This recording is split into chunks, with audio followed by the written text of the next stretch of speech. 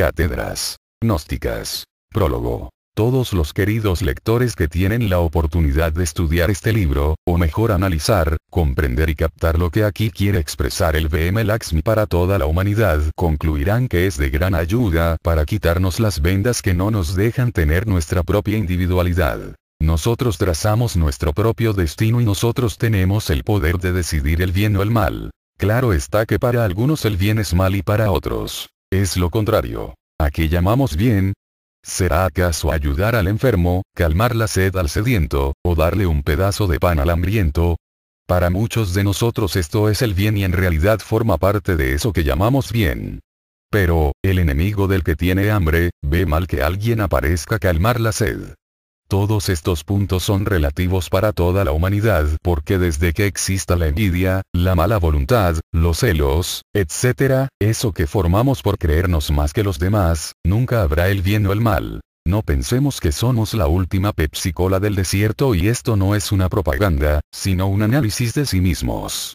Observemos a toda la humanidad como única creación de Dios. Todos los seres humanos que pisen este planeta u otros mundos, son creaciones de Dios. Podemos observar un empresario, un presidente o quizás un rey y le damos una altura o rango superior que al que nada tiene nada en lo material, pero quiero refrescar la memoria de todas las personas que van a estudiar este libro. Un gran pensador contemporáneo dice en una de sus obras maravillosas: puede acontecer que ese limosnero sea un rey encubierto porque puede elegir su ropa a voluntad.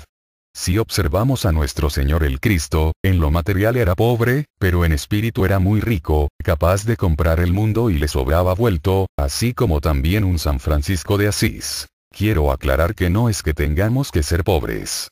No. Sino que todos somos parte de la misma creación divina. También ese gran pensador contemporáneo dice: todas las religiones son perlas engarzadas en el hilo de oro de la divinidad.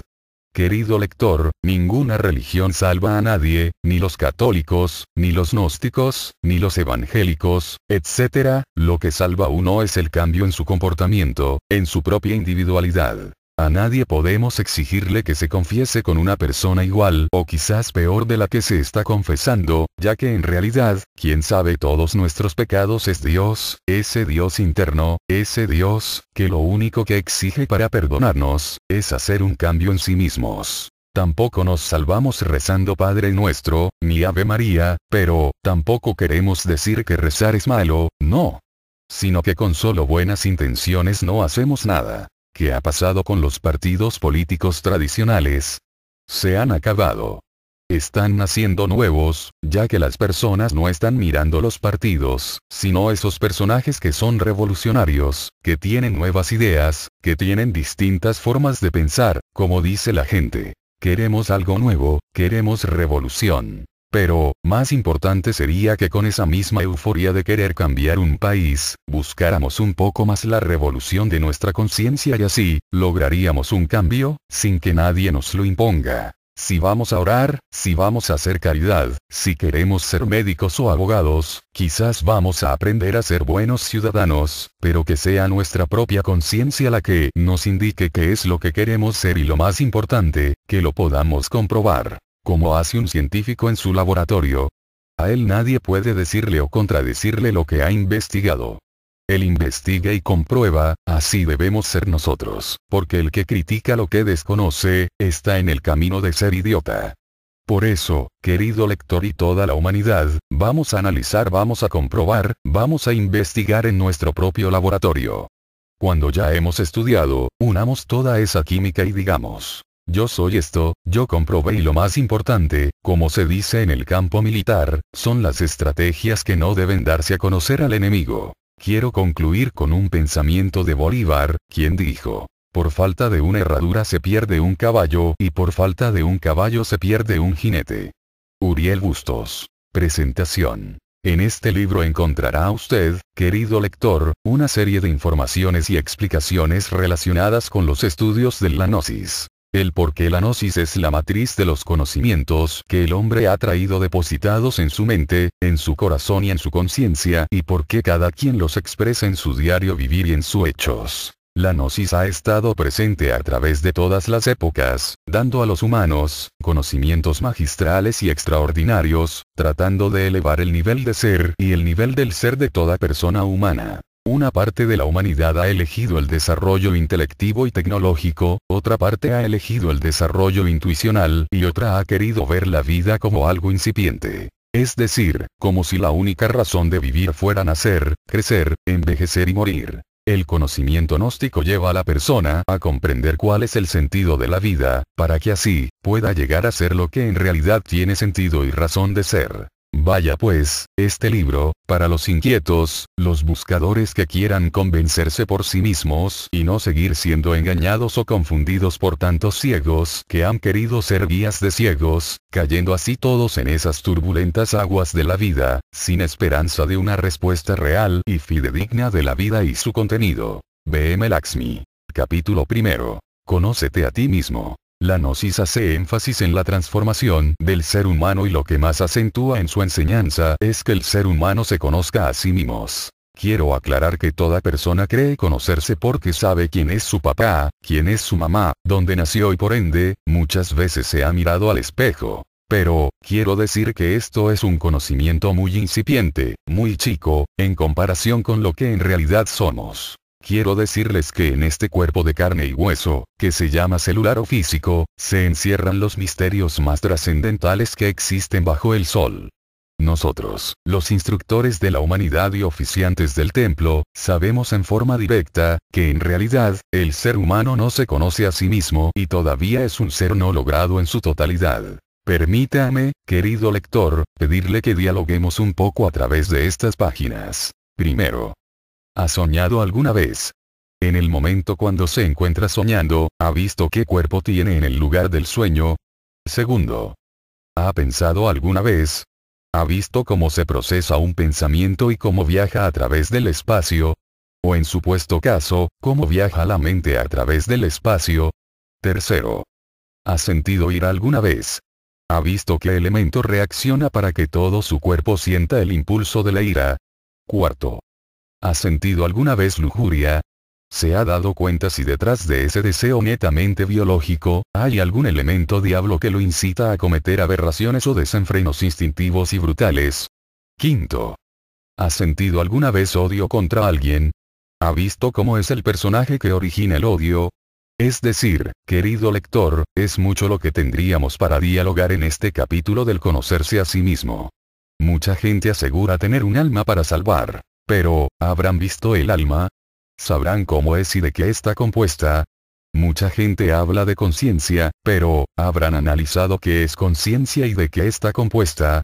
Quiero decirle, querido lector, que el alma está compuesta de conciencia y la conciencia de Dios. Si una persona no ha eliminado los yoes diablos que lleva en su interior, nos indica que es un desalmado, no tiene alma, y si no tiene alma, pues, es lógico que no tiene conciencia despierta o liberada y tampoco tiene a Dios adentro. Haciéndonos pensar estas reflexiones que lamentablemente, para hacer alma, el ser humano tiene que eliminar los yoes diablos que lleva dentro y tener conciencia despierta. Así, llegará a ser un ser logrado, en su totalidad. Lamentablemente y con dolor, tenemos que decir que la humanidad a través de los siglos, ha sido vulnerable ante las promesas de guías religiosos, dormidos que quieren guiar a un pueblo, sin darse cuenta que ningún dormido puede tener conocimiento objetivo de lo que es la realidad. Ha llegado el momento cuando los inquietos buscadores de la luz, estudien las enseñanzas de la gnosis.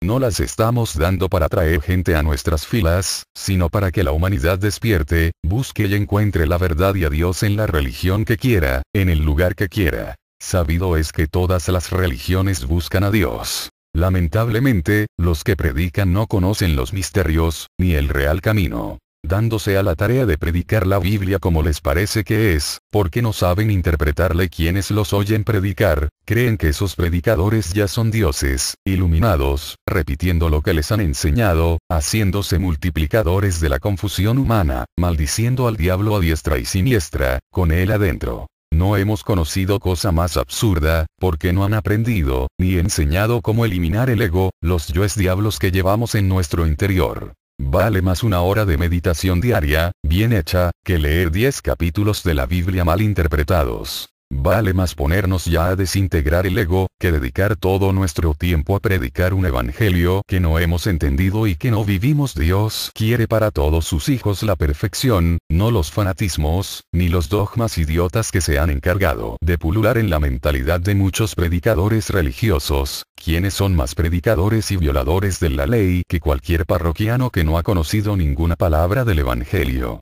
No olvide, querido lector, que si de verdad quiere conocerse a sí mismo, no espere que la gente le diga que es feo o bonito, que es alto o bajo, que es blanco o negro. Eso debe tenerlo sin cuidado. Lo importante es que se dé a la tarea de conocer, comprender y desintegrar a todos esos diablos que le atacan a través de la mente, emociones e instintos brutales. Si así lo hace, créame lo que tendrá solvencia moral para decir que es un auténtico cristiano en el sentido más completo de la palabra. Eso sí, resuélvase a que los señores predicadores religiosos y algunos sabiondos de nuestra sociedad lo excomulguen. Que la paz del Cristo reine en sus corazones. B.M. Laxmi. Capítulo 2. La gnosis y la regeneración. Ha sido tema de mucha discusión, esto de la regeneración.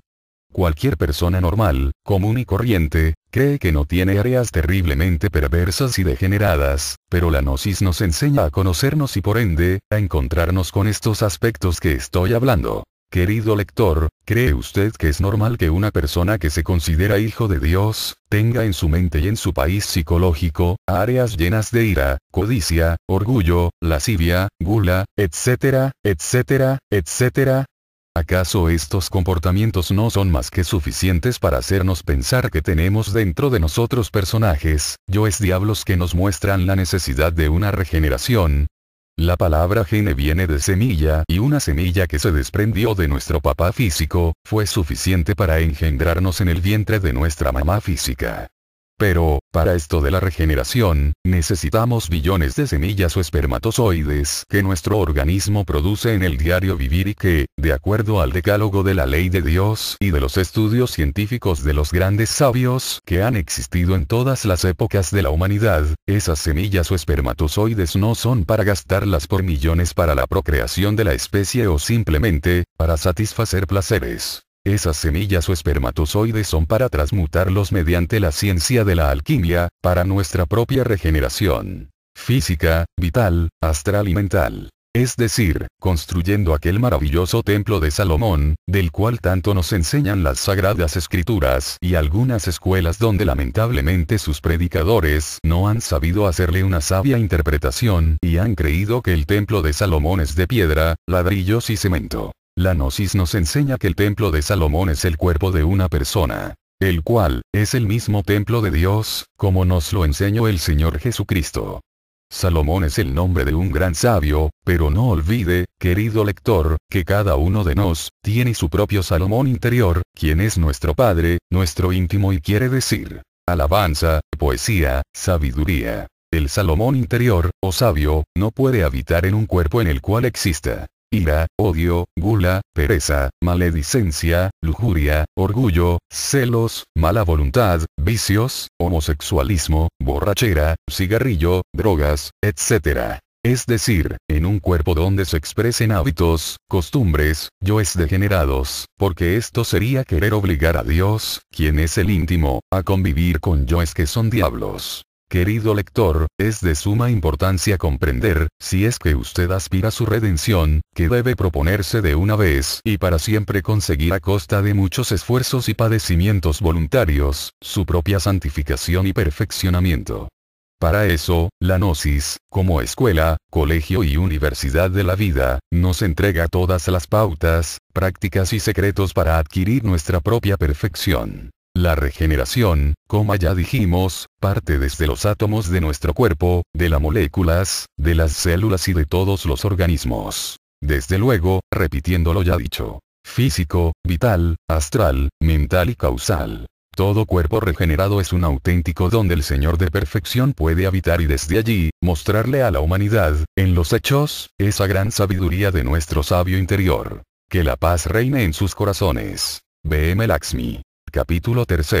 La vida. Como usted sabe, querido lector, cualquier persona viva, que sube y baja, habla y piensa, sueña, llora y ríe, cree que esa es la vida. No más. Si sufre, culpa a Dios. Si es feliz, dice que está de buenas. No quiere darse cuenta que el sufrimiento es el resultado de acciones muy malas que ha cometido y sigue cometiendo. Puede ser que esa persona no acepte la ley del retorno y recurrencia, pero en él, esa ley se está cumpliendo, crea o no. No puede haber buena suerte en una persona, si de por medio no hay acciones buenas que lo respalden para que no sufra. Si algo hay de trascendente en la vida del ser humano, es la de aprender a vivir.